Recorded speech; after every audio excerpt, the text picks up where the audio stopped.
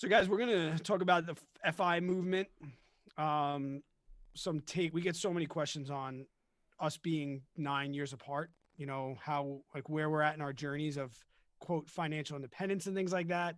So we want to start with, like, I think the most important step to that. And we're going to JJ and I are just going to go through what we do as a normal episode. You guys can listen along.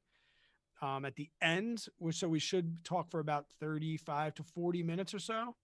At the end, we'll stop recording the real episode, which is going to come out on Monday.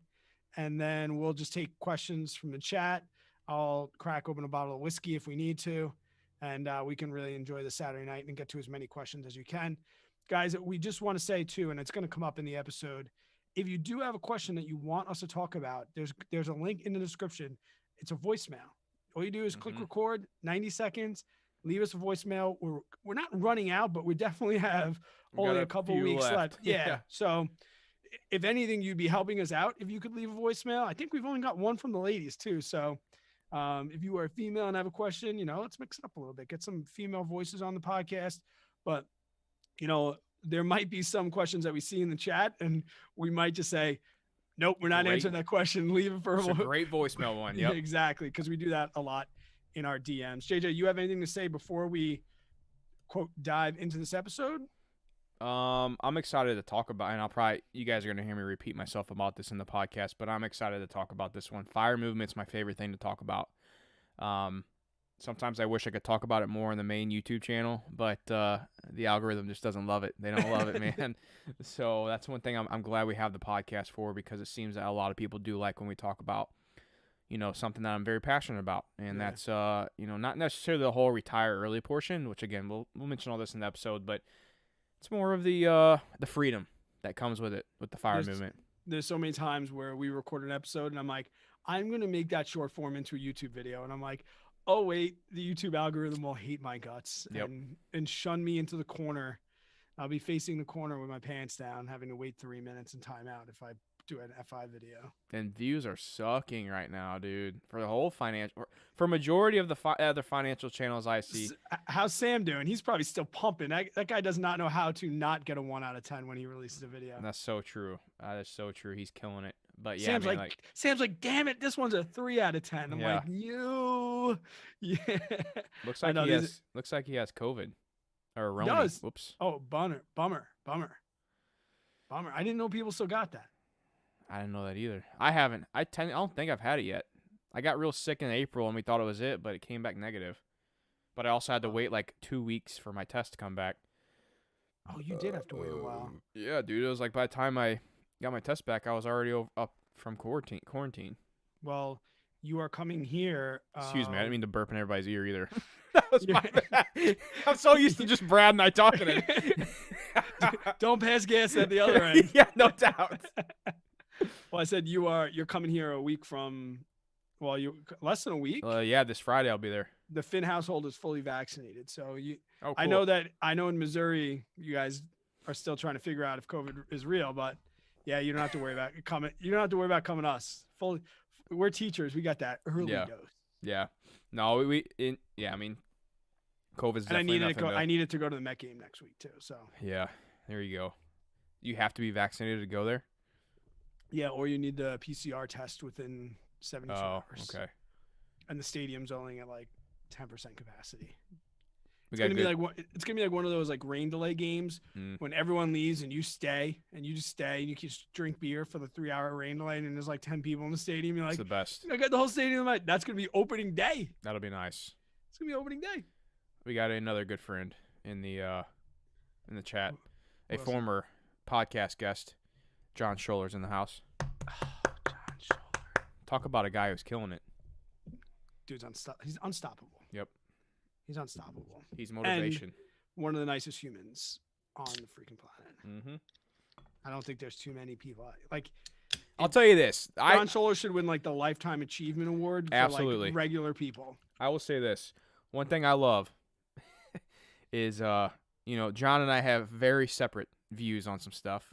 But one thing I love is that we still are, like, I still consider him a great friend, which is, that is rare these days, man. Me too. And I'll tell you why. It's because he understands that you are allowed to disagree with people, and it does not make them right or wrong, and it doesn't So make you true. right or wrong. So true. What he used like a fancy word that he is like he feels empathy for everything. I forget the word he used. He'll type it in the chat. I still won't be able to say it, but it's true. He literally thinks about all the outcomes for the other party Mm-hmm. before responding, thinking. Yep. Anyway, He's a good John, human. you're a good dude, buddy. Good human. I'm glad to be your friend. Yeah, he's a Yep. good human. You want to dive into this before we keep people up all night? Yeah. If we keep chatting before the episode, I'm Right. gonna need more than a White Claw and a Dubco. Yeah, let's knock this episode out, and then we'll get to the chat. And guys, if you want to stick around and listen to the episode, or if you want to hop back in like 30, 40 minutes or so, Brad and I will stay on here and we'll chat up with you guys. I mean, Yeah. I'm kind of free for the night, so we can Yeah. do this as long as we want. Please keep it running in the background though, because we could use the watch time hours. Well, that's the thing, guys. We are so close to the 4,000 hours needed for monetization on the YouTube channel. So we're hoping this knocks us over the edge. We're hoping tonight does it. So It's if you gonna guys, be close. Yeah. How many people are in here? I can't see. How many people are in? 29. Oh, okay. Yep. Yeah. So all you 29, even if you have to step Keep it away, running. put it on mute and just walk away. Real quick before we do this, Not Water Barbecue's in the house. I'm Oh repping my the hat. gosh. Let's go, yes. baby. Dude, I did a pork butt the other day for my brothers. And it's smoking meat is a lot like brewing beer for me. Okay. I don't really care about the outcome. Yeah. I don't really care about tasting it. It's the all process. about the experience for me. I love just getting lost in like an offset smoker and just watching a fire for 13 hours or 14 hours while a brisket goes. There's nothing like. Well, I got an idea, man. You do that, and I'll come over and I'll eat it, because I love eating it. Oh, dude, my neighbors are like, hey, I thought you're not. I'm like, listen, I don't have. I can enjoy the process. I can enjoy the process regardless of my beliefs on the product itself. I love it. So good for you for that.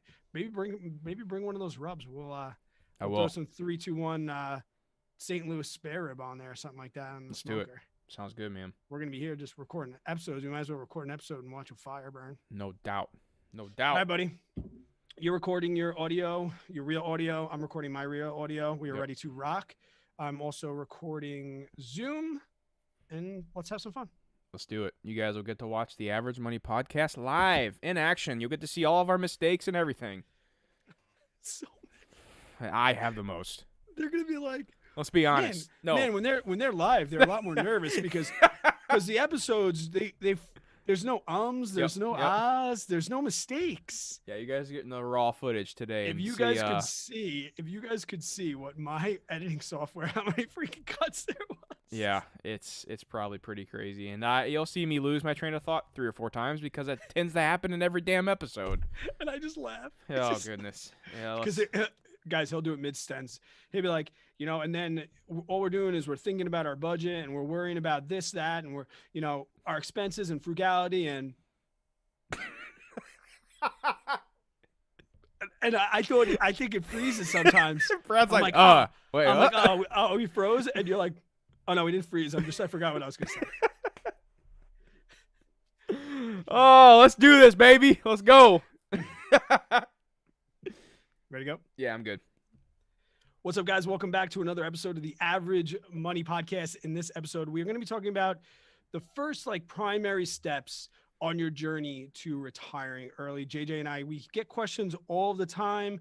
I'm 9 years older than JJ. He just turned 30. I just turned 39. And we should be at pretty different stages. But even with our age differences, we are able to, take philosophies and kind of follow the same route, but also have completely different routes, which I think is always good when JJ and I can bounce ideas and things off of one another from 2 different perspectives.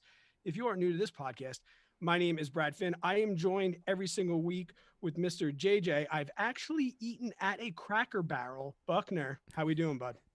I still can't believe you've never eaten at one of those. I thought they were just like billboards on the side of the road. I'll tell you what, man. They have some of the best pancakes I've ever had in my life. Their breakfasts are amazing. So amazing. Dude, I'm excited for today's the podcast. One, we're doing this live on the YouTube channel. So if you guys are listening on the playback, the edited version, We do this every now and then. We'll hop on the Average Money YouTube channel. We'll go live, and we got some of the listeners watching us right now. They're gonna see me mess up and lose my train of thought. But I'm excited for today's episode because it's one of my favorite things in the world to talk about, and that is the FIRE movement. It's one thing I know you and I are both working towards, and hopefully going to hit here soon. I don't know how fast we'll get there, but hopefully get it soon. And I'm excited, man. It's gonna be a good one. Well, and I talked about like some of the differences, and I actually consider myself financially independent at this current state. So I Mm-hmm. think that's going to be part of it. And I've actually been on my local news about a year ago. Tara and I were on like the Fox 5 at night news about financial independence. If you don't know what it means, it's financial independence, retire early. Okay, it's just an acronym for FIRE, and I think it's been bigger. It goes through fluctuations where it's like on the front of everyone's mind, but it really means, when can we live a life of financial independence? When do we get to go to sleep and not have to worry about money, not only today, tomorrow, but for the rest of our lives? Hashtag goals, baby. Let's go, man. That's I cannot wait to be there, man. That's I think I talk to Lindsay, my wife, all the time about like things we're stressed about, things we worry about, and I try to not let like anxiety worry me or anything. But dude, I'll tell you what, like money is one thing that I think it's because it's so important to me and I understand how everything works. Is that is one of the biggest I think stresses I have is worrying about making sure I'm always going to have money coming in, especially being the entrepreneur now, and it relies solely on myself. I don't have a paycheck coming in. I have to do the work in order to earn the money.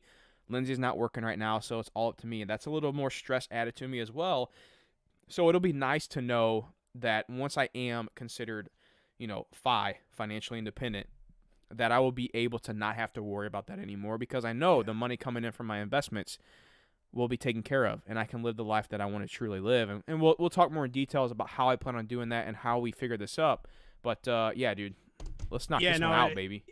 Yeah, no, and you can define financial independence, financial freedom, however you want. Personally, and like JJ just mentioned, it's the opportunity for me to live off my investments and side hustles and things like that. Have the money that I've saved as kind of a long-term gratification plan, putting up the work now so that later my money is working for me and I'm generating an income off of those investments. So that's primarily the goal. And what you'll hear and what we're kind of going to focus on is something called your FI number. And the idea and the premise around the fact that retirement is not an age, it is an amount of money. And with simple mathematics and an open mind, it becomes so amazingly clear. We are taught, and it is driven home in society and from our old boomer parents and things like that, that we need to work until we're in our 60s, and retirement age is somewhere in that 60 to 65 range. And financial advisors will tell you need millions and millions of dollars when this happens. Then you just do a little bit of math and you're like, wait, but if I have X amount of dollars to last me until the day I think I'm going to expire, do I still have to work? And financial advisors do. Oh no, of course not. You need to have this and millions. That's not going to be enough. That's, forget about the FIRE movement and this cliche, blah blah blah. And I don't know. I trust math, and I also trust the process of what I've seen so far while working towards financial independence. That it's pretty crazy. So the FI number, it's kind of like solving or trying to find out what your net worth is. And we've talked about the benefits of that. And this won't be a net worth episode, but it is specifically a number that's based on you.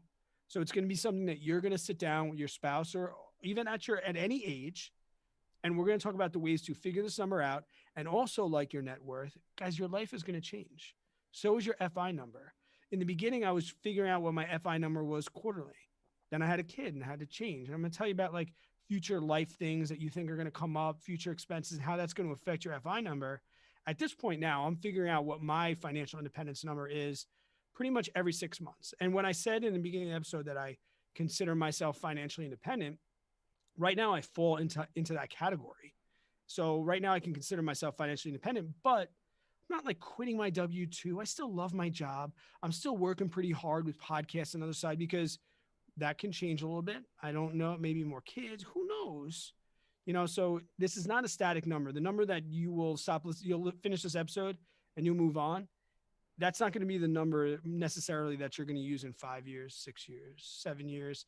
And I know, JJ, have you actually thought about this financial number? Do you know what your FI number is right now? Or do you figure it out? I know you figure out your net worth, but what about Hmm. FI number? So that's a good question because I, I'm curious to hear how you do it because I don't think we've ever really talked about how you find your number. I kind of do it a way to where I don't really care about how much my net worth is. I mean, I take that back. I care what my net worth is. I track it all the time. But as far as like becoming financially independent, my net worth has nothing to do with that. Same. Okay. Well, that's good to know because I know some people say like with the whole 4% rule, they have a total amount of money they want in savings and investments and all that, and then if they once they get to that 4% amount that they can live off of salary. So if it's $1 million and you want 4%, $40,000 a year, that kind of thing. To where mine's a little different, and I don't know if we want to go into that right now or not, like how I calculate mine. But mine, I do calculate it, but it's based off of solely what it costs me to live. It's solely based on what my expenses are. And all I worry about is how much money I have coming in from my investments. So my cash flow from rental properties and my dividends from my dividend stocks and my dividends from, ETFs and index funds that pay dividends as well. So really all I do is I know from budgeting, which I don't really budget anymore, but I know roughly what we would need to live off of. So I know that if I have X amount of dollars coming in as income from my investments, if it meets that X, then I know I'm going to be totally fine to live the lifestyle that I want to live. Yeah, and I'll give you a couple things about like your net worth. The reason I don't use my net worth is because we're going to be talking about money that's working for you, as I mentioned. And for example, $500,000 of my net worth is the equity in my house. But my house, as we know, as a primary residence, is not bringing me any money. Its value definitely holds some sort of value. I know what I could probably sell it for, but it's not going to put money in my pocket. So the numbers that we're talking about are investments, things that are in stocks, in bonds, or things that are going to return things. So it's not anything that holds value. Like even a custom car, an old bottle of whiskey, we're talking about things that are going to be bringing you in returns. And you said it quickly, and before I lose my train of thought, Mm-hmm. guys, the most important thing is knowing how much money you have coming in and going out. Expenses, JJ, it's like when we're paying off debt, right? We start and everyone's like, you got to start with a budget. Like a budget is, and this goes with like frugality, right? Frugality is more about not wasting money as opposed to not spending money. That's a misconception. If you are frugal, it doesn't mean that you don't like spending money. It just means you don't like wasting money. And the real reason that we budget is just to get control of where that money is going. When we first budget, the first thing we say to ourselves is, oh "My gosh, I made 10 grand this month. Where the hell did all of that money go?" And to know when you're going to retire, it's almost like a business, right? When I have a business, I know exactly how many dollars come in. I know exactly how many dollars go out, and I make a profit and loss sheet at the end of the month, at the end of the quarter. So why wouldn't I be doing that for me? If I was the CFO of my own household, would I be fired or would I be thriving my business, quote, my household? So many people, JJ, and I'm sure this happens in your life too. I'm like, how much was it cost you to live every month? They're like, I don't know. Like, what do you mean? Like, if you lost if I lost my job tomorrow, I would know that, oh crap, I got to get out there and I got to make $5,335 this month. Right. Because if I don't, lights are going to start shutting off. So the first things first, you have to know how much money is going out and money coming in. And I think in the Dave Ramsey community and we're in our baby steps, everyone focuses on shrinking down our expenses. Like how scorched earth can we live? How can we spend no money? Well, you can only limit your expenses down to zero. Mm-hmm. But Dave Ramsey, and the one thing that he says that not many people listen to is that your income is your greatest tool to build wealth. So when we're figuring out our expenses, we now know that. We can now compare that to the money that we going in. To find your FI number, you need to know your expenses because what we're going to do is take our monthly expenses, we're going to multiply it by 12 to find our yearly expenses. Then where we go from with that yearly expenses, I know you had something to say, and we can get back to the 25x and things like that. But Mm-hmm. right, touch upon how important it was for your financial success up until this moment. Not necessarily budgeting, but knowing how much money's coming in and how much money's going out. Well, it's like you said. I mean, once you understand how much money's going out, that's what's going to tell you, okay, I need X amount of dollars to live this lifestyle. And I'll be straight up honest with you, man. That's one of the main reasons why we paid off our mortgage as early as we did. It was because that profit and loss statement, that we would do for the household. Now our expenses that go out every single dude, it could literally be almost nothing if Lindsay and I had let's say YouTube just shut off, all my other streams of income just shut off. Yeah. We could get our expenses pretty low. I mean, minus diapers and, groceries and food for the family and then the electric bill and water bill. Like, we really don't have to worry about much. I mean, we got, like, the rental property and stuff, but, Oh, yeah. Hopefully that's paying That's for business. it with the That's tenant. separate Yes. business and personal. So true. What's your biggest monthly expense? Is it? I mean, for me, I'm a New Yorker, so I default to property tax. But like, that's probably not your biggest. Like, what is when you pay off your mortgage? Holy crap! Food, groceries, and going out to eat for sure. We're talking $500-700 a month. Yeah, maybe a little more. We spend a lot on food. No, but that's the thing though. Like, we could lower that if we need to. We don't need to lower it, because we can afford it. But if something crazy would happen, Lindsay and I both know instantly, like, okay, that's the first thing that's going to go away is the amount of times we go out to eat and I grab a drink or, whatever when we're out, and also the types of groceries we're doing. We'd probably stop like HelloFresh and, all that kind of stuff as well. So there's things that I know looking forward that if I had to, I could stop it completely. But that's the biggest thing, I think.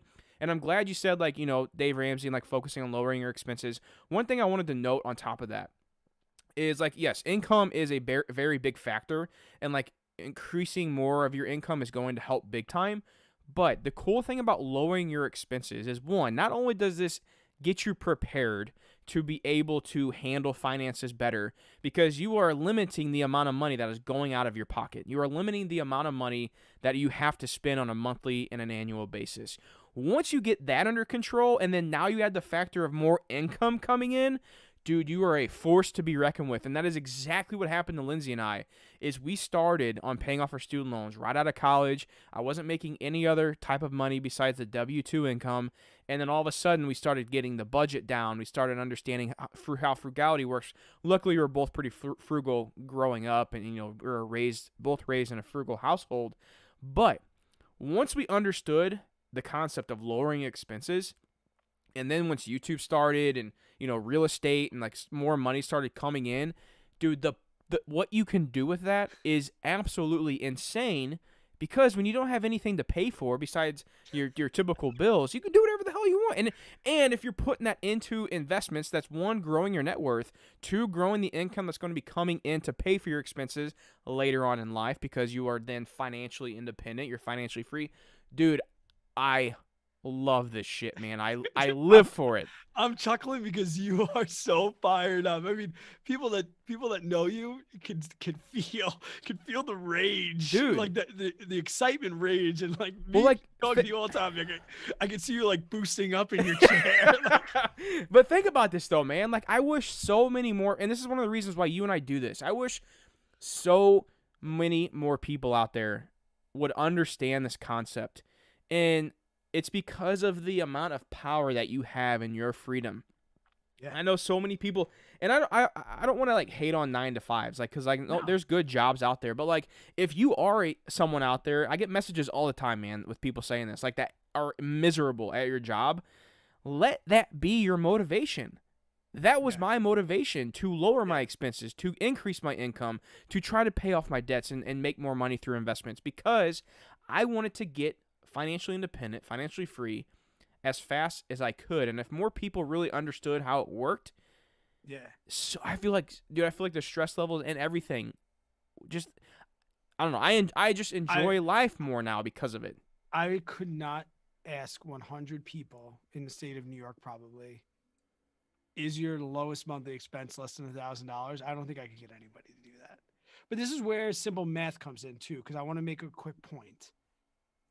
if we look at the world backwards, like we tend to sometimes look a little too forwards. Mm-hmm. And I don't know if you know who Jesse Isler is, but he is like a little bit of a motivational speaker. He Curly hair had guy. Yeah, he had Yeah. Goggin come stay with him Yep. for a bunch of years. So he's very good at like thinking backwards.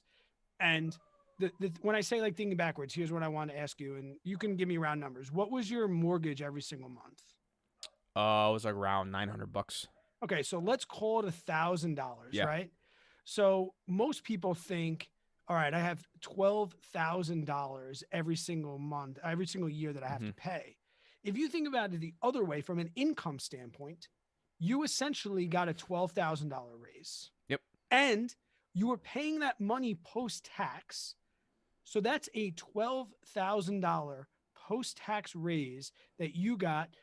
Take your tax rate. So you just got an $18,000 a year salary pre-tax by paying off. And that said, you could do that with any debt. And when I use that math, that's what really motivated me, because you can think about it. All right, if I need 50K a year to live, well, boom. Now you just subtracted 12 grand a year that you need to live off of that. You got yourself a $12,000 raise. And if you take that money and the investments, but think about your expenses as coming backwards, and think about them as you getting a raise. Most of us work because we need to pay bills.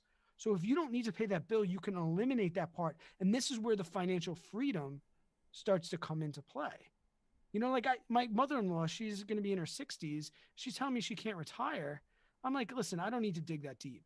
But think about how much money you need every year to live, and then divide it by how much money you have in your bank, and tell me if you think you're going to outlive that money. And literally, the light bulb came on.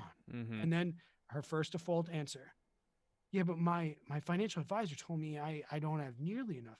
Yeah, because you're paying him to financially advise you. Mm-hmm. When you retire, he loses a client. Yeah. He loses a client. Yeah. And they just retired and they're moving out east. You know, like, I love it's it. as simple as that. And then she told me the numbers, and I was like, shit, you could have retired like 6 years ago, 7 years ago. Yep.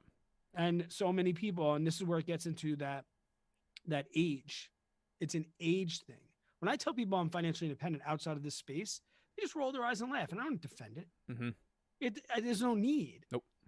It's more, I say it here because I know that people they'll listen, you know, and this is where we can start to get into the 25 times. There was a study, and if you look up financial independence, you're going to hear about it. I'm going to give you the short story. We don't have to get all nerdy into it. It was called the Trinity Study, and essentially this study went on from 1926 to 1997. Okay, so a fair amount of time.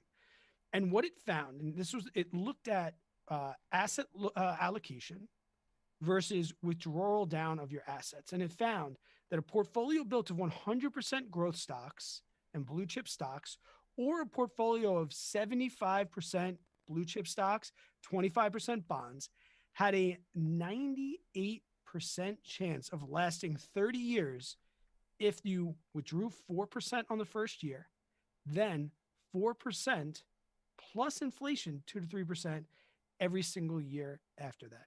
Now you're like, Brad, what is that? What do you mean? What does that really mean to us? And how does that math help us? Let's say you have $1 million invested. Oh, Brad, that's so much money. Listen, yeah, this is going to take some work. It takes about 7 to 10 years. Okay. If it was easy, everyone could do it. If you have $1 million, okay, and you are getting a 7% return on that money, which is the historical return of the stock market, okay, you get 7%. That means you have $70,000 of return that year. At the end of that year, you take out that entire $70,000, you pay the taxes on it. How much money is left in your investment portfolio? $1 million. What you just did was lived off the growth. You lived off the growth and did not change your investment portfolio. Now in year 2, you get 7%. Take out 70,000. Maybe you only need 50,000 that year. Yep. Okay. Or maybe it's a down year. Okay. Maybe you only got 4%, but that's okay, because you're going to live historically on averages. The next year is going to be 10%. So this is that 4% rule that you hear. And it's really 4% plus inflation, right? So if you have X amount of money, like if you know that you need $50,000 a year, You don't need $1 million invested. You don't need $1 million invested. I take my yearly expenses, because here's where the 4% and that 25 you might have heard me say. I take my yearly expenses, I multiply them by 25, and that amount of money I can withdraw down 4 to 7% every single year. And my nest egg, the initial investment amount, is not going to change. It's not going to change. And you can make this 25, 30. The reason I make it 25, I'll tell you why. Because I have other investments coming in, other passive income streams that lower that number for me. I take my yearly expenses, if they're 75,000 and I'm making $25,000 a year in pretty standard passive income that's not going to change. Now I only need 50K. And you start doing this math and you're like, oh my God. And the first time I did 25 times, I was like, this doesn't make it. Nope. So I went to 30. And even that number wasn't enormous. It's not going to happen overnight. It's not. 7 to 10 years. Yep. But if you're 30 years old, what retiring early is anything under 63, I think is the retirement age now. If you retire at 60, that's retiring early. Yep. People also have this misconception that the FIRE movement, you need to be out when you're 25 and start writing a blog about it. No. My father retired at 50. My goal my whole life has just been to retire before my dad. Flex on my dad a little bit. 50's young, dude. You got out at 50? I'm getting out at 49 3/4, bitch. And this is where we start to compare ourselves. But guys, it's really as simple as that. And we can dive into some other particulars like passive income, but that is something I do. 25 times your yearly expenses. Figure out what your yearly expenses are, multiply 25, and just start there. Yeah. Most of us are not going to have that amount of money, so it's not going to become a situation where we're like my mother-in-law, where they're like, "Should I can retire right now?" Mm-hmm. But at least now you at least have a line to look for, a light at the end of the tunnel. That's your like maybe like your debt-free amount. You at least have an amount of money to work towards, and then we start seeing the efficiencies of money, and you really want to get there, and you start analyzing expenses and reoccurring expenses, and you start saying to yourself, wow, if I take this reoccurring expense, I multiply it by 12, I multiply it by 25, that's affecting my FI number by this amount of money. I mean, this is where you don't really need to worry about Starbucks, because you multiply Starbucks by 12 by 25, and you're like, oh, that adds $2,000 to my FI number. I'm not really that concerned with it. Do you? Right. So have you gotten to that point where you're like 25 times? Have you gone through those numbers and like figured out an exact number or no? No, not really, man. To be honest, and that's the thing. I'm so glad you brought that up, because I remember when I first stumbled upon the FI movement, and that's the first thing I thought of was like, okay, I got to save $1 million to get, my $40,000 of salary or whatever. But I don't know where it occurred or what happened or what, but I am thinking it about a little bit of a different way, and you have this coming in too. But for me, all I think about is, what do I need? So, for example, let's say I was at a W-2 job and I had $5,000 I was bringing in every single month, and I knew my family could live off that $5,000 because I knew what my expenses were. And even if we had an emergency pop up or whatever, that's why we have cash sitting in the bank. But I think of it kind of as, and I do this for two reasons. I think of it kind of as, what money do I need to come in as I think of it as like a salary, a salary. I don't know why I do air quotes for everything, but I do in my videos too. It doesn't matter where the money's coming from. Exactly. So now what I do is I like to think of, okay, I need to generate this amount of income from investments, because the cool part about this is, once I do this, I don't ever have to touch my initial capital.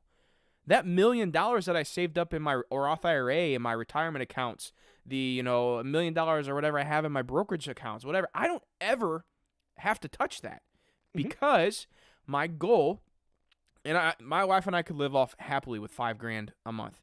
So let's assume that, and this is kind of my plan, my goal. Let's assume I want to earn $3,000 to $4,000 in rent in real estate cash flow. So, and I may have some leverage on some of those properties down the road, but let's assume that I have $3,000 to $4,000 coming in on a monthly basis, and then I have another $1,000 to $2,000 coming in from dividends, my dividend stocks, and my ETFs and index funds that pay dividends. The cool part about this is now I got $5,000 coming in. Again, I have to pay taxes on that, so let's assume it's a little high. Let's assume like $6,000 or whatever, $7,000, and then I pay taxes on all that income. Is that good stuff? I saw your face. Let's assume that comes in. I pay taxes on that income. Well, now I have this $5,000 of cash sitting in the bank that's come in, once a month or whatever it is, and I know I have to survive off that for the month. And really, I don't even need $5,000. I'm assuming money that I could like turn back and reinvest if I wanted to. I'm assuming that kind of money. So the cool part about this is, one, not only do I have to take money off the top, I'm not taking any of my initial capital amount off. I'm strictly living off of cash flow from dividends and cash flow from real estate. And also, Brad, to be honest, and everyone listening, I know myself, and I know being financially independent means something different for me. Okay. Financially independent, financial freedom means I have the freedom to do whatever I want. Do I plan on retiring early and go sitting on a beach and like drinking a Mai Tais in Hawaii for the rest of my life? No, because I did that for a year and I hated it at the end of it. Bored. Dude, I was so bored. Like, I literally thought I had the dream life. Buddies were texting me like, dude, I can't believe you're doing this. And honestly, for the first 4 or 5 months, don't get me wrong, it's amazing. It's awesome. No worry in the world. You drink Mai Tais and beers on the beach at Tuesday in the afternoon when everybody's at their job. But dude, after a while, you're like, holy crap, I'm about to go crazy. So I know until I'm probably 80, maybe even when I'm 80, I'll still be doing something. I'm always going to have something that I'm either trying to build, some business I'm creating, or, working with a company, whatever it is, dude. I'm always going to be doing something because I can't just sit and just do nothing. It would make me go insane. So that's the cool part. I know I'm always probably going to have some sort of income coming in, but if I know that I can generate that $5,000 that I need in cash flow from rental properties and dividends, I never have to take money off the top of my initial capital, and then also I know that I can do whatever I need to do and have that freedom to live the life that I truly want to live. Yeah, I tell people all the time, like, I'll retire from my W-2 job. I might have 100 jobs after that, but every single one of those damn jobs is going to be a job I want to do. So true. I will work harder in, quote, retirement probably than I do right now. Yep. Because, and I think Mr. Money Mustache, he's a great example. When he, quote, retired from his job, he started doing construction. He started doing, he got busy, but it was all busy things. And there's another thing I want you to mention because I know you're on a roll right now. Fired up, baby. No pun intended. You tend to be one of the more conservative people with numbers as well. And when we're talking about real estate investments through this business and things like that, and even your budgeting, you're one of those guys that's like, all right, it's going to be, I factored in $1,000. It's only going to be like 650, but I'm always going to be conservative. I'm like, that's like 50% more. I know. I always do it though. We can talk about, there's two things I want you to mention: how you protect against maybe that 25X rule in the Trinity Study, like the people that want to debunk it. What are some things that you do? And I'll give my feedback after. What are some things you do to protect against that or to hedge against maybe a downturn? And the other thing I want you to talk about is how you play in things like your kids' college or weddings or big expenses that you're going to have coming up. Like obviously your monthly expenses aren't going to be different when you have to pay for college or something like that. Yeah. What are ways you're protecting and how are you handling upcoming future, quote, major expenses? So first, I think it really goes back to, man, like I'm never going to just be retired. I'm always going to be doing something that's earning me income. So I don't want to say I'm relying on that income, but that is honestly what I plan to use for weddings, for, large, big trips. If we want to go to Greece for a month or whatever, like those are what I'm planning on using that income for. The earned income, like the money that the money I earn from actually putting in my time and effort into doing something. So that is kind of why I don't worry too much about it. Now, this goes back to what I was saying earlier too, though. From that $5,000, let's assume I'm not earning any income. Let's assume I'm not doing anything, or I have a month where I don't earn any money from the work I'm doing. The cool part is that $5,000 a month, I don't need all of it. I don't need all of it. So all of that will just go sit into a savings, or I throw it back into the brokerage account, or I reinvest all the dividends for that month that I earned, So that goes back to what you're saying. I'm constantly over preparing for everything. You do. Yeah. I will say that the people need to understand that I'm not necessarily like that. I look at both scenarios. I say what I need, and even my conservative numbers are not even close to yours. And at first I want to be like, well, you're younger, you need to prepare for more. But there's something that I really want to mention. The younger you are, the less money you need to retire, because the younger you are, you have time to, like, compound interest starts to work for you. And people don't really realize this too. Your investment portfolio, if you don't put any money in, the general rule of thumb is every 10 years, your money's going to double. So if you have $1,000 right now in Robinhood and you never touch it, in 10 years, it's going to be $2,000. In 20 years, it's going to be $4,000. In 30 years, it's going to be $8,000. And you can extrapolate that out, but we say like the first 100,000 is the hardest. If you get to 100,000 by 30, I'm sure you probably are close or more. It's none of my business, but you have $100,000. You know that if you don't touch that $100,000 in 10 years, it's 200. Now you're 40. In 10 years, it's 400K, and you're 40 and your kids are getting ready to go to school. Like that's a part of the way that I hedge it. And another thing that I use to hedge, because I think the number one hate on the Trinity Study is what happens if there's a downturn. Mm-hmm. What if you don't get that 7%? And there's two things I really tell people. Number one, just like with income, you have to avoid lifestyle creep. If you're living off the 4% rule and the markets go up 20%, you can't have an 18% year. You can't take out 18. You got to stick to that 4%, because there is going to be those downturns. Over time, the 7% is an average. But the other thing that I do, and if I actually like quit my W-2 and stop teaching, and this is something that I kind of have, but I'll definitely like redo the numbers and make sure. I think holding like 1 year in cash is a great way to hedge against the 4% rule, because if you can, even if you have 2 years of a downturn, right, you could take a little bit off that nest egg and then pull a little of that cash or all of that cash and then work back that cash if you need to. So I'm going to use that cash that I have as a hedge against a downturn. So I want to say something on this too that I forgot to mention when you asked me what is, that's one thing I love about real estate, man. There may be a downturn in the whole economy, real estate, stock market, everything. But the cool part is people always need a place to live. Yes. Always need a place to live. Now, let's assume I need to lower my rents a little bit. I may have to lower my rents a couple $100 here or there.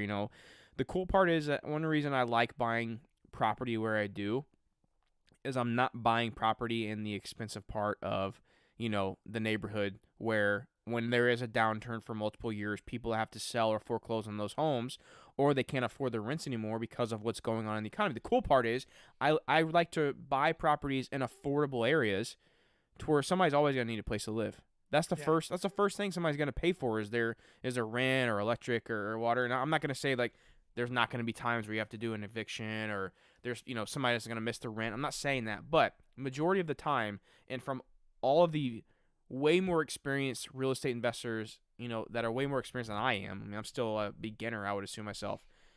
I always hear, that's during the 08 and 09 downturn, majority of the people that I knew that had rental properties were still renting them out. They may have had to lower rents a little bit. They still got through it. They still got the rent. So I don't know, man. Like that's the thing with the stocks. Some of the stocks you may own, they may have to cut dividends. They may have to suspend dividends. We saw that with Roni.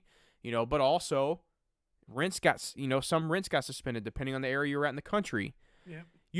That's why I love, man. Because think about every investment has a risk. But think about this. This is why I love what you said with the 12 years in cash. We're 12 months from when Roni 12 months hit. in cash. 12 months in cash. For sure. Yeah. Yeah, you said 12 years. 12 months. Oh, 12 months. I'm sorry. Yeah, 12 months in cash. Think about this. We had Roni for a year now. Let's say from the start of March when it hit us real bad, and up until now, or damn near the same time. It's been almost exactly a year since it really hit us. You could have lived off that 12 years or 12 months of cash. And let's assume everything. And the stock market is still up during that time. It's blowing up. blowing. Like that's the cool thing though. And Who knows if it's because of the yeah, going back going brrr, like who knows? yeah, But yeah, it's still you still could be living close to that 4%. But I yep. wanted to highlight the fact And I'm if glad you people did. Yeah, if people aren't picking up on it, that I'm more focused on my investment portfolio size and living off the 4%. JJ is more focused on that monthly income from other yep, streams. So like, and I think that that's a little bit of our age because I know my passive income streams, but I'm at the point where I'm really close to that 25 times my yearly expenses. So now I think to myself, well, wow, with those expenses, I mean, with that 25 times my yearly expenses, if my passive income, I can float right now a couple years and still be okay. My wife is 9 years younger than me. right. So I think I've heard Carl Jensen. He writes an amazing blog called 1500 Days. His wife's Mindy Jensen from Mm-hmm. he said like the best retirement strategy I ever had was, or the best retirement income I ever had was my wife's income. And I laughed out loud because my wife being younger, that's something you have to focus too. For sure. Like she's going to work and there's going to be those things. And I did want to talk about with the kids thing and future expenses, because if you're 20, you might be thinking about getting a house. How do you factor this in? When you're using, and this is kind of why I brought up that your money is going to double, right? You can go on and look up future investments, future value of money. And there's an amazing formula. You can look it up. You can Google it. It's called the present value formula. And it pretty much says like the present value of something is equal to the future value. And then there's going to be some factors in there, percentage of return, amount of years. You can look that up, or maybe I'll post it somewhere. But if you have, say, $100,000 expense coming up, and it's coming up in 15 years, say college, you don't need to save $100,000 for that college. You need to save the amount of money that at a 7% return over 15 years, you'll have that amount of money with the money you put in and invested and its growth. So that's a refreshing thing to me too. We've talked about colleges and paying for college. Mm-hmm. I know that even if college expenses are a lot, I know that I'm only going to be paying a fraction of the amount out of pocket, because a large majority of it's going to be 18 years worth of growth. So I got to say this too, and this may step on some toes. I don't know. Some people may understand where I'm coming from, but be careful, JJ. I know I'm always I'm the guy. the only one that's allowed to make people angry. You're the good cop. Oh boy. I will say this. We can't edit this out. People are listening. They're already listening. I know. We do this all the time, guys. By the way, we do. We'll go back and forth. Like, can we keep that in there? Yeah. No, I don't. No, we need to take that out. People are listening, JJ. So roll with it. All right, here we go. I honestly believe. Now, I'm not doing this, but I honestly believe you don't have to pay for your kids' college. Oh, facts. We don't have to worry about cancel culture on that one. That's a fact. You don't have to. Like, I paid for my college completely. Like, It's a blessing if you can do that. It's a blessing. Yes. So, like, here's my thing, Brad, and I don't know if I've ever asked you this. Where is this on your spectrum? Which I guess you're technically already, pretty financially independent. Maybe not as much as you'd like to be, but for me, like my financial independence, having Lindsay and I set up and doing all this is here. College savings is down here. Nothing against my kids. You all know I love my kids to death, but yeah. I know I need to get Lindsay and I set up 100% completely done for and everything. Because then, if we are in that mindset and that set of financially being set up, I can afford to pay out of pocket if I need to. Like, that's the thing. Focus on yourself first. Don't worry so much about, like, kids and stuff and weddings, because if you do this now, and Brad, you said this perfect in like the 529 episode we talked about, if you focus on yourself now, down the road you can do whatever the hell you want. You can pay your out of pocket for college if you want. Paying for my kids' school is a financial goal of mine. Yeah, mine too. It's not a financial requirement. And unfortunately, I kind of saw this firsthand with losing both my parents young. My parents always put me first and my brothers first. They always worried about, did we go on dope vacations? They always spoiled the ever-living crap out of us. And I'm not saying I don't spoil my kids. I do. And part of spoiling my kids is that huge financial goal of setting them up. My parents didn't pay for my college. They couldn't because they spent a lot of their life YOLOing us doing other things. I'm the guy that I was on an airplane every single year. I went on a ski trip every year. I went on a camping trip every single year. Like I had an amazing upper middle class life. But I'll tell you this, my mom died at 50. My dad died a little after 65. You know, they they couldn't do some of the things that they wanted to. Like my mom, she knew she got sick and she had some time to live out a pretty good life. And they did. They had a good time in her last days while she was strong enough to be able to travel. But they weren't going to Maldives. They weren't going to New Zealand and checking out the Barrier Reef. Mm-hmm. They were going to San Francisco for double shots of Jameson. And the reason why is because they spoiled us and because they didn't. And this, I don't even think this is selfish. It wasn't even about putting themselves first, but they need to check boxes on themselves. They needed to secure them. And I think if they would have thought about that and then said, let's YOLO our lives. And if we pass away early, we'll have saved so much money for us that if we die, they can take that upon our death, and then they can go do the things that they want to do. Preach, baby. And I'm not saying I'm going to die young, but I do know that I have financial goals. And while I'm young, if I die at 50 like my mother, and if I die at 65, I'm going to die knowing that I did the things I wanted to do because I worked really, really hard to get them. There was no short-term gratification. There was long-term gratification. And if I get to the point where, and we talked about this in term life insurance, if I get to the end of my term life insurance, I win. Party. Let's go. I lived. Great. And my kids are going to benefit severely because of that. And yes, it's not selfish. I don't think. I think that every parent should strive to pay for all their kids. Who doesn't strive to give their kids everything in the world? Mm-hmm. Everything. Anything they want. You want $300, $500 pair of Jordans? I would love to be able to get that for you. But I'm not going to worry about it until I'm financially free. And you got the rest of your life. I'm going to teach you the things that you need to. My son, Brody, he's good. I'm going to lead that kid to water.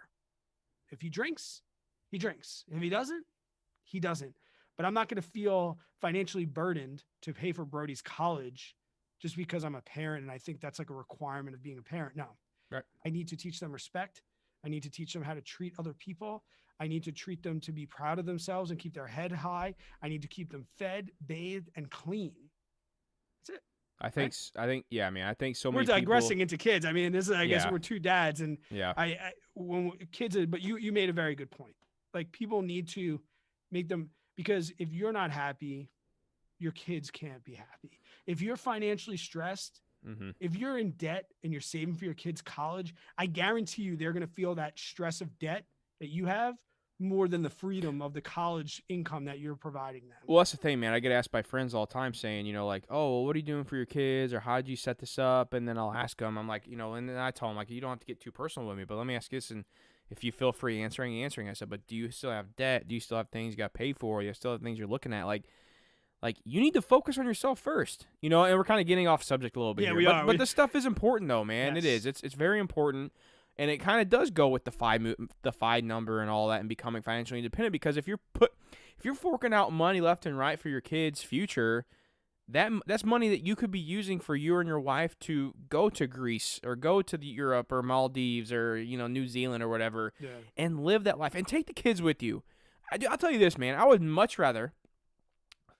I know what you're saying, because I was just about to say it. Spend $10,000 on a trip instead of putting $5,000 in the Mason and $5,000 in the Millie's 529 or their custodial brokerage account. Because those memories for Lindsay and I, and then as the kids get older for them too, those memories will be, what's the word I'm looking for? Timeless. Timeless. And there's not a price you can put on it for that. Yeah. So I think it's simple as this. And you can put this in perspective. Anybody can. This is not just you, JJ. Anybody can. I mentioned that my dad retired at 50, which he did. But I guarantee this, if my dad would have sat me down and I was getting ready to go to college and he was 50 years old and I saw the life he lived and I respected him. And he was like, Brad, I got a question.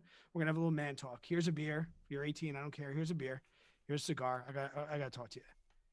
I'm in a position right now, Brad, where I can retire. I never have to go back to that job ever again.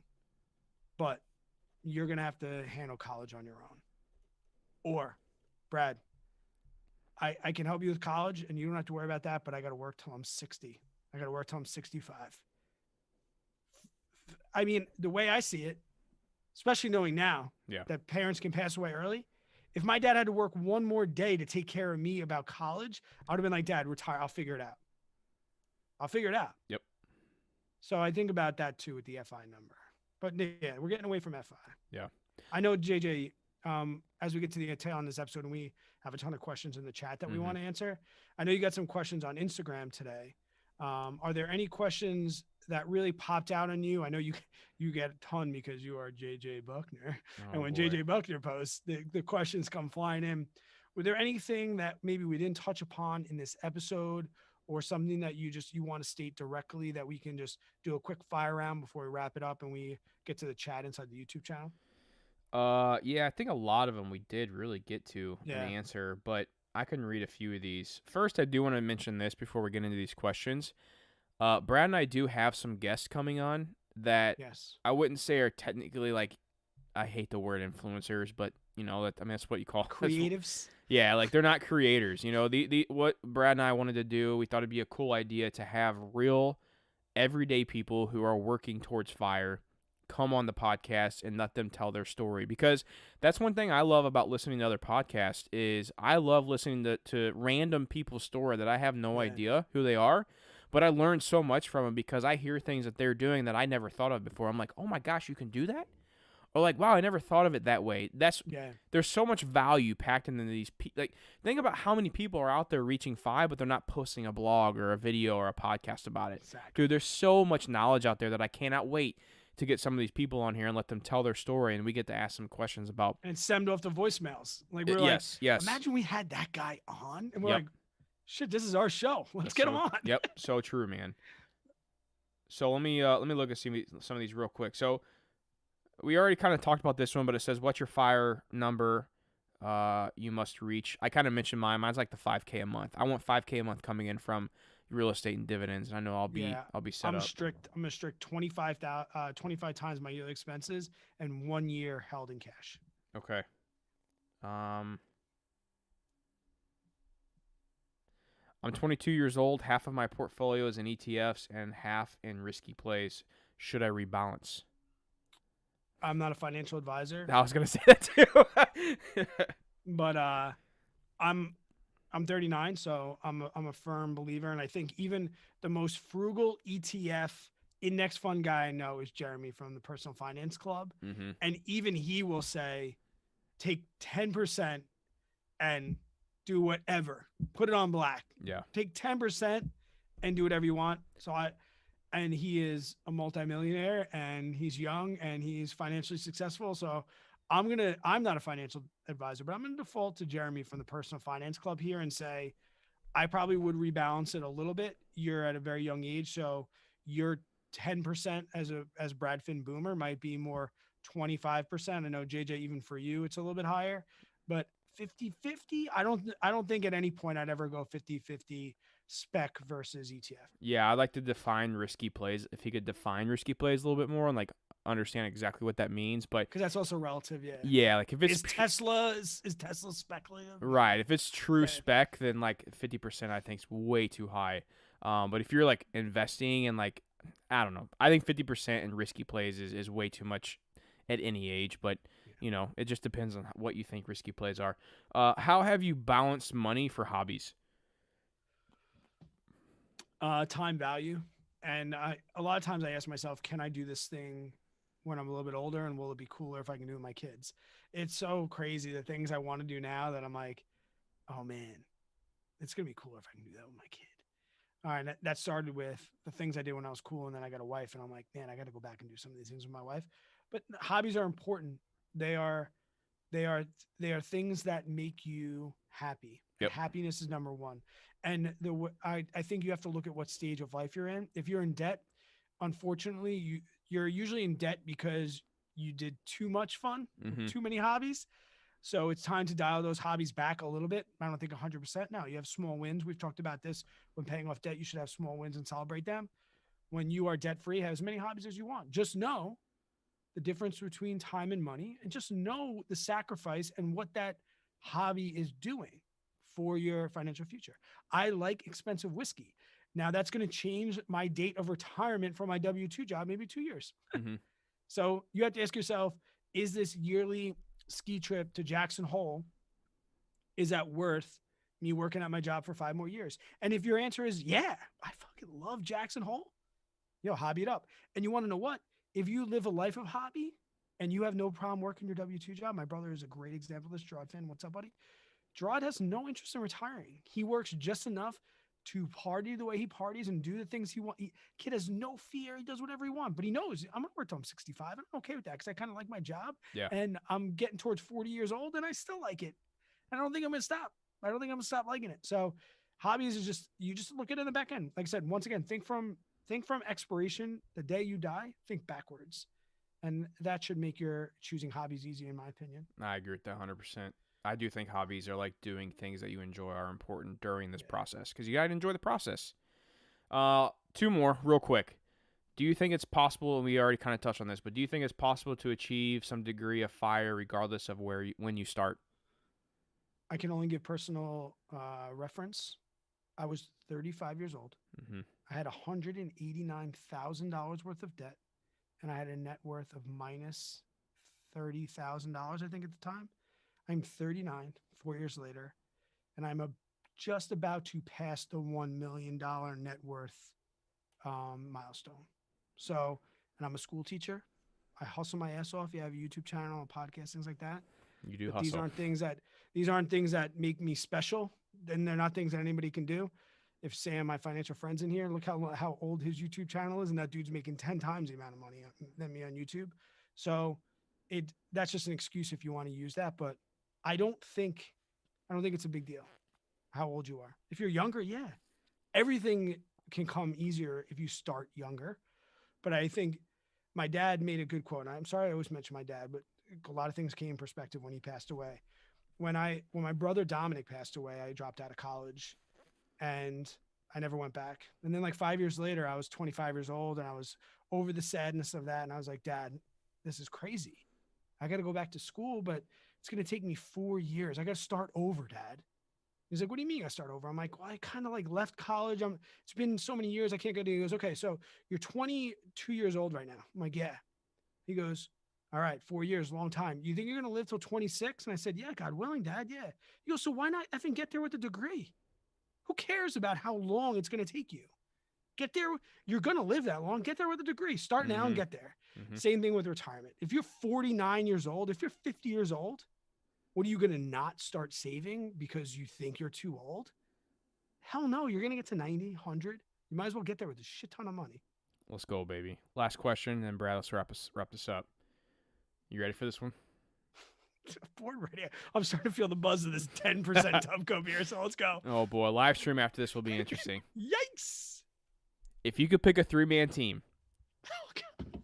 2 movie characters, 1 real person to join you in the Hunger Games, who would it be? This is not fire related at all, but I had to lay it on you. The real person is Mark Rober. Okay. You guys, you JJ know about my man crush about Mark Rober. Yeah. I just feel like really him in the Hunger Games. Yeah, dude. Yeah. Why is that? Because he can build. He's MacGyver. Can he fight? Do you need to? Kind of. I mean, if I can whoop some ass. Okay, that's true. And I don't know how to build shit. Yeah. I'm thinking about my weaknesses. Okay, that's smart. If I can get you to the ground, you're a wrestler too. If I can get you to the ground, you're not getting back up. I don't need warriors. I need somebody to help me build stuff. Okay, that's smart. Good thinking. That dude, he's MacGyver. All right. Two movie characters. I want to say 1, but it's inappropriate. Do it. Just do it. We can edit it out if we have to. No, people are listening. And it's actually not even a movie character, but I'd say the Wolf of Wall Street in case I was going out. I want to go out feeling good. I just keep. What's in the Hunger Games? I'm gonna get killed. I want to feel all right. Oh my I god! want to feel. I don't know. I've never seen the Hunger Games, so I really have no idea what you're talking It's about. oh gee. Well, this question sucks for you then. I It's know just it's like a battle royale. yeah, pretty much. I mean, survive to the death, fight to the death. I mean, I know your real person is what, The Rock. well, I've said my brother. Um, Rambo's a good one. that was I would've said Josh's. I Yeah, just keep thinking Rambo. yeah. Say it. I mean, that's you can take it. Nah, if I'm gonna go, can it be like a super? Can it be a superhero? Whoever you want, dude. I'm really into. I like Spider-Man. You pick Spider-Man out of all of the superheroes Dude, I don't watch that TV. you can choose. I don't watch TV. I don't watch TV. We're Oh editing this my out. god! This is not making it into Monday's episode. Oh, that was horrible. I don't watch TV. Oh Jesus! Let's wrap this up and let's get You to just the want chat. to nerd me out right now. This is not making it. This is not making it okay. into Monday All right. episode. Well, So bring I'm us gonna, into a good spot and then wrap this up. yeah, I'm gonna send this into a pause, All right. and then I'm gonna wrap right. this up. JJ, you got anything to add before we get on out of here? No, man. I think this was a good one. I mean, I'm still throwing up. Spider-Man. Sorry, guys. Everyone listening at home, yeah. if we post that we're going live, you got to hop on the live stream. Go ahead. Start that over. Sorry. I'm good. No, I think we're okay, guys. Okay. If we catch you on the next one, please leave a voicemail for us down in the description below. We're about 50 episodes. I think this is like 47. So, guys, thank you so much. We are growing exponentially. We promise we are going to hit 100,000 downloads in the near future. It's probably going to be while JJ is out in Hawaii gallivanting around drinking Mai Tais, having his first world problems. But we are going to be having a meetup. We promise to let you guys know when we are going to be in Asheville. We've already chosen Asheville. It's going to be one day. We are going to celebrate 100,000 downloads, and we're going to bring our microphones. I'm going to talk to a brewery. We're going to do a live podcast with everybody in the room. We will let you know. So I say that because I just want to thank you for the support, and so many people. You're telling your friends, and you're leaving reviews on Apple Podcasts and things like that. All these things that just make us feel all warm and fuzzy inside. And until we catch you guys on the next ones, take care. I took your ending there. The take care. That's you. I thought you were gonna say cheers. Yo, Spider-Man. That's not cool. No, dude. Think of all the superheroes that you could have chose, and you chose the 16-year-old kid who spits webs out of his wrist. I tend to go. Hang on, let me turn this off recording. Go ahead. I tend to go the underdog route. But Spider-Man? Is he that bad? I mean, am I getting roasted in the chat right now? I don't know. Chat, what do you guys think? How many people stuck around for the chat? Let me get the chat in here. We stayed over 40, I think, the whole time. I checked every now and then. We do want to get to the chat. So if you guys can bear with me, I would have gotten distracted by the chat. So I just want to bring it up real quick because I didn't have it up. Let me save this and do my quick spiel real quick, and then I'll be able to get back to it. Yeah, because JJ's habitual for I know not uploading his audio, and then it's mostly my fault because I'm supposed to be the guy that's like, and then I'm supposed to be like, oh, that's a great idea. I'm gonna start editing nice and early. Mm-hmm. No, and then it's like last minute. It's like 2 a.m. I'm like, JJ needs your audio, and it's like I may either that or I'm gone somewhere. Hey, you're gone somewhere. Oh boy. Okay, let me. So I have a split screen. I can see the chat. Yes. Oh, someone said David Goggins. I don't want him on my squad. I can't deal with people. I'm more like, I'm more laid back. It's not bad. See, like when I'm in battle, I don't freak out. I want people I don't even want Rambo because I feel like he'd be like, let's go, we got to the chopper. Is that him? Get to the chopper now? No, that's Arnold Schwarzenegger. Doesn't he play Rambo? No. Rambo is Sylvester Stallone. Oh, get to the chopper. No. I don't know. I want more people that are like, all right, dude, listen. They're gonna come in here. They're gonna have weapons. They're gonna wanna F shit up. We gotta stay cool. Go for the knees. Go for the ankle. You got this. That's the kind of people I need. Get to the Choppa is from Predator, by the way, I've never seen that either. with Arnold Schwarzenegger. Dad, I'm so bad at movies. But you've never seen Boiler Room, so. No, I've seen it. I watched it when I You've- finished. I watched it when I finished my tattoo. Ah, Yeah. good. Yeah, the tattoo guy put it on for me, and we watched it. Yes. So Yeah. you've seen it. I have. It's good. All right, let's get. I don't know. All right, this chat. I'm gonna get to questions quick. Go ahead, but see I may so have many. to take a bathroom break really quick. I'll get to. Yeah, I'll do some of the questions if you got to go pee-pees. All right. New York, Kim A. So I'm gonna go back to the beginning, guys. I'll get through them quick. So start I'll be leaving right some back. questions. We're gonna start doing them right now. New York taxes are too much. Is why I live in Texas, warmer weather. How's that ice freeze going for you? Brad, that face reminded me of old school. When it hits your lips, oh, it's probably, guys. So you're probably mentioning the first sip of this. There's sometimes if you're in a craft beer, you kind of expect things, and that face, Aaron, was more how proud I am of my partner Chris, and like how he is the best brewer I think in the craft beer scene, and he's going to be on the podcast when JJ comes. That's going to be one to listen to. We've promised ourselves we're not going to drink until the podcast, but yeah, it was a good beer. John's a humble guy. He doesn't like when we talk about what a great person he is. I've been super busy lately. Let me see what's up. Tennessee's pretty cheap to live. Clay, if you're still here, I think TN is Tennessee, right? I want to come to Nashville so bad. JJ and I actually almost came to Nashville 2 weeks ago, maybe 3 weeks ago. One thing led to another, and we didn't make it. But we want to come to Nashville so bad. Live music, country. It's like I hated country my whole life until I really like opened my eyes. But damn, I guess I need at least $8K to live in California. My monthly expenses are about $8K right now. When I get rid of daycare, my monthly expenses are going to be much better. The buck stops here. Yep, that's him. Tennessee, I thought about retiring to the Tennessee Mountains. Is that where they make moonshine? Tennessee Mountains. As you see, I'm a basement Roth IRA, 6%. Yep, perfect, John. John, you are so good. Oh, and then Kim, Tennessee, since if you like country music, yeah, definitely into that. Can't wait to do that. Over prepare for sure. He sure is. We got a lot of great questions in here, guys. Try and get to them. Oh, you guys are so good. Hurricanes in the East Coast, tornadoes in the middle. They're all chatting in here without us. All right. My wife joined the chat. She was in here. I saw that. Yeah, I didn't even know she did that. Oh, shoot. I guess that was when I was in here talking about how she loves her job.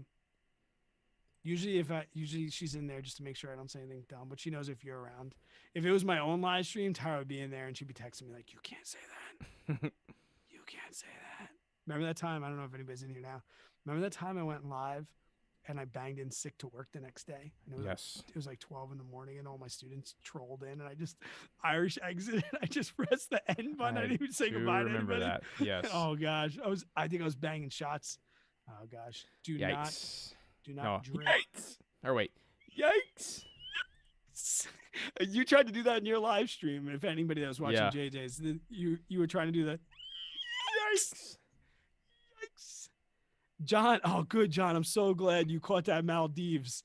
I said that for John Scholler because that's where he went. I think it was your wedding, your honeymoon, and it's like 47 hours to get there.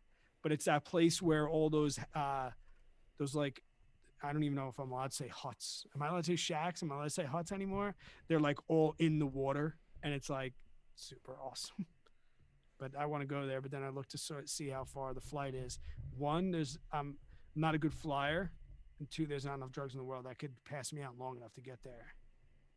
There should be financial education in schools. Kim, there is financial education in schools. Excuse me. I'm just reading the chat, guys. I'm getting caught up. Oh, we got a good one here. Go. If you saw one. Mr. Cole says, I'm 18 with a $15,000 net worth. That's huge at 18. Oh, my gosh. And Millionaire. Future Yeah, millionaire. yeah. And 3K in my TSP, which is like a Roth IRA for military, Yes. and contributing around 23% of my income every month into that. What should my next goal be? Figure out what you want to do at 40 when you retire. No doubt, man. Killing it. um. I mean, I'll answer this real quick. Yeah. Go. My first thing, man, if I could go back to be like 18, what I would do is I'd house hack. Simple as that. Now, being in the military, that may be a little different, because for a couple reasons, I'm not quite sure how all this stuff works, but I know you may be, getting deployed, or you may be traveling or going different areas or whatnot. So house hacking may not be the best thing to do right now if you don't know where you're gonna be. Because if you're stationed in Germany and you're going to be back in the States in 2 years, you don't want to house hack in Germany. I don't even know how that would work, to be honest. But if you know where you're at, like if you're stationed local or whatever, and you think you'll be there for the rest of whatever, house hacking I love. But honestly, man, just staying out of debt and just keep investing. And if you can, I mean, throw more money towards your investments, and dude, you're going to be solid, my dude. Solid. Someone said tearing up Brad's man card. Why? I don't know who Spider-Man is, guys. I'm sorry, I don't know. I would back to that question. I would write that right and then keep saving money. Yeah. No more 10% beer for Brad. Facts. Somebody wrote the White Claw voided the man card. I haven't opened it yet, so I don't take that away from me just yet. Oh, Jason Bourne. Yeah, that's a good one. I have seen that. Oh Bruce my Wang. God, it's Jason Bourne. Bruce Wang in the house. Hey, what's up, buddy? Who else? Yeah, all these people want to knock me, but nobody wrote who they would take. Nobody said who they would take. I forget my answers. I'm pretty sure my real person was my brother, Josh. He's a Marine. We've had our fair share of rumbles together. Him on my side. Can you take him? Yeah, I can. But like angry, not like brothers like messing around. Yes. Like you said something improper about his lady. Josh would say this. Josh would say it would be a good fight, which it would. Oh, that's a cliche BS answer. Technically speaking, Josh may be a little bit more technical than I am. But when it comes to like mental who's gonna tough win the fight? Between Josh and I already said me. And Josh, if he's watching right now, I don't know if he is, but there is a chance because he listens to almost every episode of the podcast, which this isn't going to be on it. But if he's listening to the live stream, I'm curious what he would say. But I'm going with me. I mean, come on, it's my little brother. Do days off the market make you angry?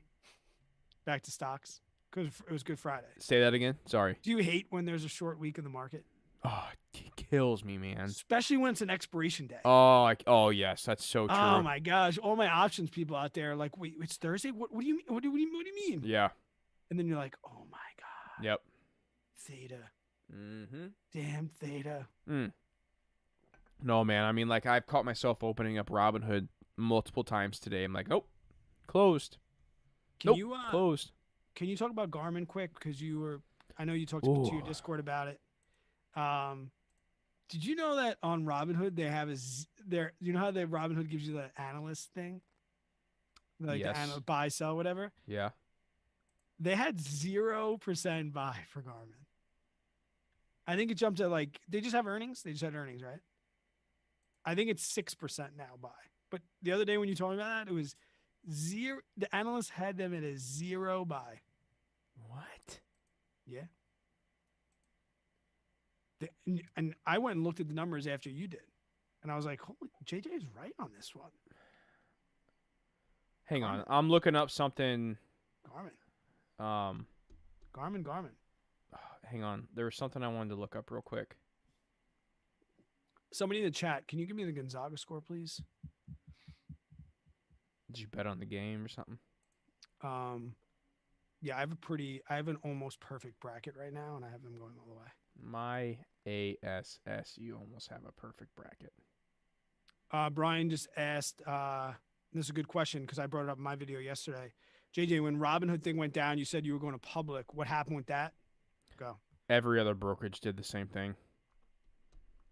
But you're dabbling in public. I am. Oh yeah. So, to answer your question, like why I haven't left Robinhood is because every other brokerage that I would go to did the same thing. They blocked out GameStop.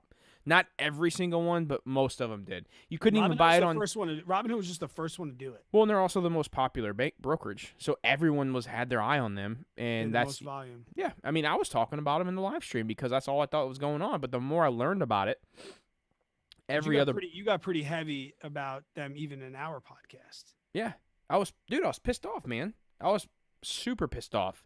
But the more stuff came out, okay, let me ask you this. Or let me say this. Do I think what they did was still right? No. No. I don't. No. But every other brokerage I could have gone to did it. Even at one point, Fidelity was blocking people from buying AMC and GameStop, which is my other go-to brokerage.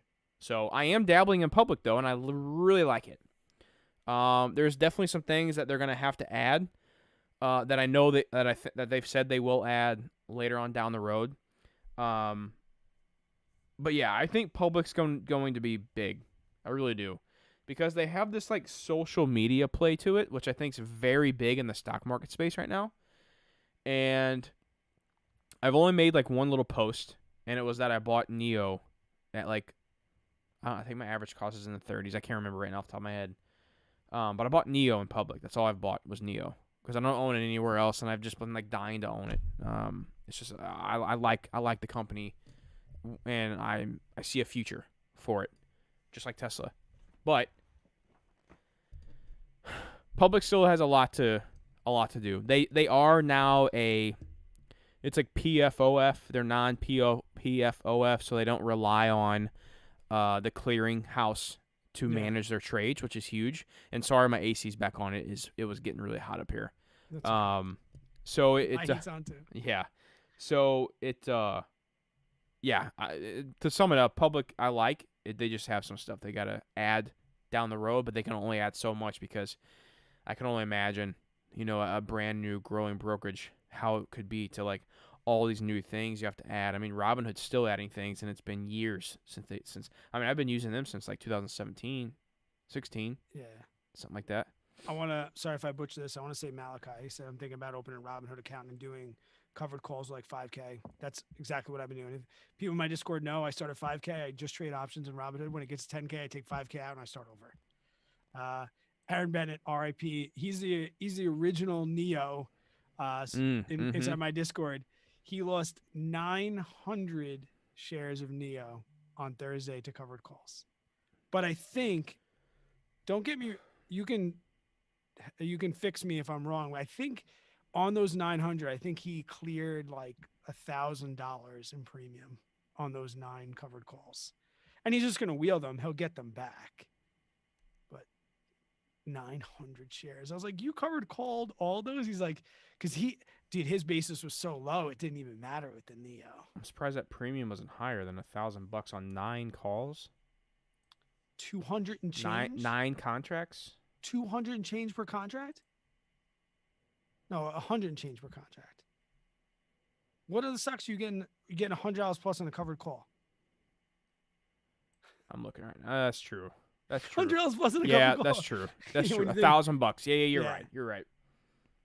John's out here. John, have a great night, buddy. Thank you so much for hanging out. Yeah, appreciate it, bud. So let me read some. John's also got an awesome Discord too. So let me read some of this stuff real quick on Garmin, because I do have a video coming out next week about it. Carlos, I'll get to your question in 1 second, bud. Let's see that one. Go. Consistent revenue growth and earnings. Had a dip in earnings in 2018, but it was in their auto space, I believe it was, from all the smartphones and stuff really popping up with Google Maps and whatnot. So they focused on marine, outdoors. I don't have their watch on, but I have 9 Garmin products. Yeah, everyone thinks their smart watch is they do so much more. I have them on my boat. Yeah. I have them in my car. I have them on my bicycle. I have anything. They're in all for their Garmin's products are all over airlines and stuff like that. In the last 5 years, this total return, including dividends, has more than doubled that of the S&P 500. I don't think that's going to end. I think Garmin still has a lot of growth, especially with the GPS space growing as it is, technology further advancing. I like to focus on its outdoor fitness, marine, and aviation segments. I'm reading this stuff out of my Discord because this is where I get my notes. Um, it's not the cheapest stock right now based on valuation, but I wouldn't call it expensive either. Has a PE of 25.6. Usually, like, you know, based on value, which, you know, right now value is like impossible to win on.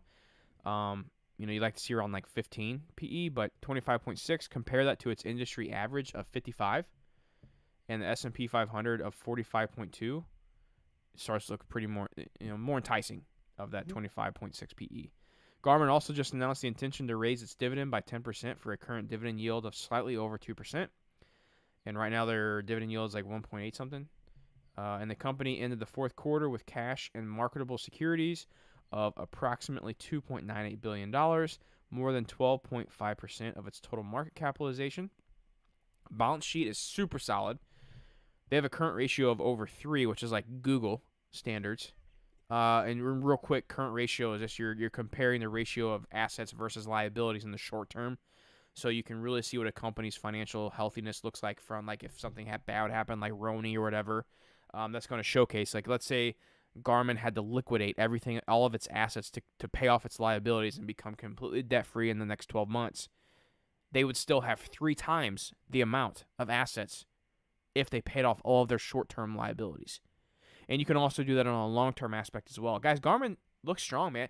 And I do this. Sometimes when I'm looking for new stocks to add to the portfolio or whatever, I'll do like dividend screeners. Or not dividend screeners, stock screeners. And I really do this more for my dividend plays, because all my growth plays come from just like Discord, research, finding stuff randomly. And I saw Garmin pop up in my criteria, which is like I do balance sheet stuff. I do some metrics on like different ratios for balance sheets, payout ratios for dividends, stuff like that.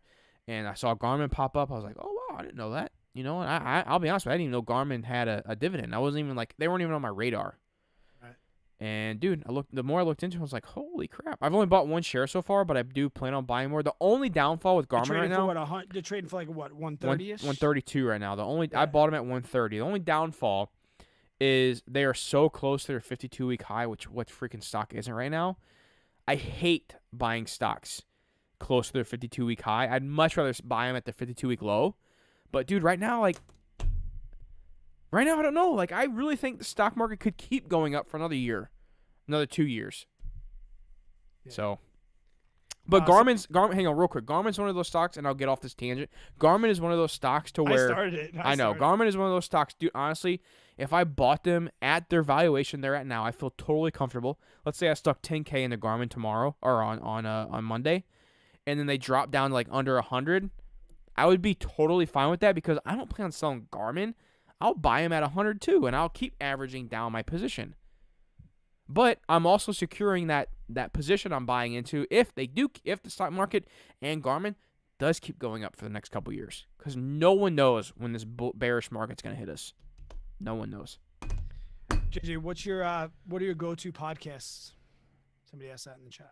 I need to get the chat pulled up. Go-to podcast. I've seen it, so I've been thinking about it for a couple minutes. If you want me to start. Well, I don't really, honestly, man, I don't listen to too many. I don't have time. I have taken up reading more, but Bigger Pockets. Yep. And Bigger Pockets Money, for sure. Same. Do you have any outside the space? I have one that's like Joe Rogan. Joe Rogan, definitely. That's really about it, I think. I'm looking on my podcast list right now. Looking at your history. One that I listen to, which I can take in small doses, because this dude he's a little bit too far out there for me, is Rich Roll. I got into Rich Roll because he's a ultra triathlete, things like that. He's also a plant-based eater, things like that. But he has I would say, when I say he's like spacey, he's like super spiritual. And when I was talking about Jesse Isler before, one of my favorite episodes he has when Jesse Isler was on it. But I listen to the Rich Roll podcast often to kind of just slow my brain down a little bit. He has like meditation people on there. Oh, that's cool. I want to learn more about that. Yeah. I mean, Joe Rogan is just something that I kind of just always have like playing. I never like you can never get like excited for an episode, because you're never going to listen to one all the way through. I kind of just like scroll through, but I listen to Bigger Pockets a lot. Me too. But That's my main go-to is Bigger Pockets and Bigger Pockets Money. Joe Rogan's like my grass cutting podcast. yeah, When I go out and cut the grass, I got Joe Rogan on my headphones. this is not to sound like narcissistic, but when I'm driving in the car, a lot of the times either reviewing the final cut of this podcast. Mm-hmm. So like I do listen to ours a lot just to make So do I. sure, especially because I am like a little bit OCD on it. And I, if you guys don't know, by the time an episode gets published, I've probably listened to it about 6 or 7 times. But there's something about hearing it through Spotify on the radio. It's just like, It's cool. yeah, and it feels real. And I know that, I guess when it's on my computer, I'm like, all right, well, this is still on my computer. This is what I hear. So to hear it the way you guys do, so to be honest, like, so that's Monday and Fridays in my commutes. I'm mostly just listening to Average Money. And then yeah, but if you're looking for something that's a little bit spacey, a little bit like spiritual, a little bit to like touch your like soft side, and like I don't want to tell my friends about this. The Rich Roll podcast. There goes my man card again. Somebody's gonna tear up my man card again. But it has grounded me in times where I just needed to just be settled down. I love it. There's some more questions coming in. I do want to focus on. I think I do need meditation, man. Trevor Hassel was actually telling me about it. Like, my anxiety's been picking up big time, dude. Like with the whole like YouTube views being down, and like I mean money's still coming in, but and like luck like this. That's why I paid off the mortgage, so I didn't have to worry about all that stuff. But I got a little present for you when it comes to meditation. So nice. It's I will say this. I have a Peloton that's over my shoulder in the black, and I, as a cyclist, I wanted to hate on it. I almost want to make a video about this. It's kind of weird because I hated on Peloton. And I found out that the true value in Peloton had nothing to do with the bike. And I've talked about this in my Discord. It has to do with all the other stuff they gave you. And as I'm getting older, it's things that I'm not going to do and I'm not going to Google, like stretching. I don't stretch anymore, but I know I should, especially with the amount of exercise I do. I'm on the bike like 6 to 10 hours a week. I'm running between 10 and 15 miles. I need to stretch at almost 40, but they have meditation. I was a guy like you, JJ. And if there's anybody out there, I toss and turn all night. Yep. I toss and turn Same. I put on Peloton meditation. They have like 10, 20, and 30 minutes. I started at 30 minutes. I put my AirPods in, my earbuds. I can't get through a 10-minute episode now. Wow. I can't get through a 10-minute meditation on Peloton without blacking out. And when you come, I'm going to give you my login. You're going to have, besides the amount of Dubco beer we're going to drink when you're here, I'm going to put you to sleep. I'm going to give you my login for the night. And then you're going to be like, wow, the Peloton meditation app might be worth the $8 a month or whatever it is. I'm down with it, man. I mean, I'll take anything right now. I have not been sleeping good by any means, and also the anxiety I think would help as well. Yeah. JJ, you got anything else? It's getting a little late, and I gotta go do the Easter Bunny thing. Yeah, no, so do we. Parents that have kids, where's a dope spot to hide an egg that I won't think of? No doubt. I saw on TikTok a guy told his son that he hid 12 eggs, and if he found them all, that he'd give him $100, but he only hid 11. So the whole day, he said the whole day, he's getting the whole day looking for it. Wow. And I kind of need that with yeah. I kind of need that for Avery tomorrow. Just, hey, there's a purple egg out there somewhere. Find it. I can't offer her money. I'll have to offer her gummies. Gummy bears are like her. Yeah. Gummy for dad, gummy for Avery. Different gummies. Yep. Well, hey, dude, I'm excited to come up on Friday. We're going to knock out a bunch of podcasts. Guys, please, this is the time to leave a voicemail, please. Please do it. When JJ comes here, we want to just blast through. So, guys, if you get off of this live stream and you have a question that you think JJ and I could talk 15 minutes, even 10 minutes, I don't care. I just give us the option. Leave us a voicemail. You can screw up and do it again. 90 seconds. It doesn't seem like a lot of time, but nobody ever goes to full 90. I think the average voicemail we get is like 30 to 45 seconds. So please leave us. I think Aaron Azevedo has left us like 6. Mm-hmm. So if he can leave me 6 great questions, it's only 2. But he's also going to be on the podcast too. Yes, he's also going to be on the podcast. Did you get that I'm a fan. scheduled yet? No, I'm a fanboy for him. No, what do you think I like talk to him? I mean, you guys are like best buds. He was in the Zoom call last night. I was supposed to ask him in the Zoom call. Well, we need him Friday, Saturday, or Sunday. We had a new guy in the Zoom call yesterday. I was nervous. Oh, You know how hard it is to get my Zoom calls. dude, I'll be there for one. Again, I was there for the last one I was in town. I think you were there for the first one. That was the first one? That was No. the first. Yes. You were in the first Zoom call. Because Tara's like, what are you doing? You're starting a Zoom call with your Discord and JJ's going to be here? There's no way that was your first one. I'm pretty sure it was like October. I think it was the first one. Aaron, was it the first one? I don't it think was so. the first one. I'm going to take my White Claw and go watch the second half of this basketball game. All right, dude. Yeah, guys. Appreciate it. Had a great time. Maybe we got the monetization numbers. Maybe not. We'll see in about a minute or so. But it was a blast. I will say this. There's very, very few other things I want to be doing on a Saturday night, to be honest. I love this. This isn't work. This doesn't work, man. Aaron did say it was the first one. Wow, I didn't think it was. It was. Because I kept coming back and being like, what? What? Eh? And then Bennett's in there too. Yep, it was. I'm telling you, it was the first one. Wow, I didn't think it was. Because I remember Tara being like, I just remember it being so chill, though. Like, I didn't think it was the first one I was talking. Like, I thought everybody knew each other and everything. Like, I thought everybody was like a big old family. Well, we're in my Discord, we are. I don't know what goes on in your Discord, but in my Discord, we're all family. Robin's in here. She's in my Discord. We're so family that I think Azevedo and all the other Bennett, I think all the mods, they paid for Robin for like 6 months. They called me, they're like, Brad, I don't want this chick ever to pay. I'm like, okay. It's awesome. All right, Brass.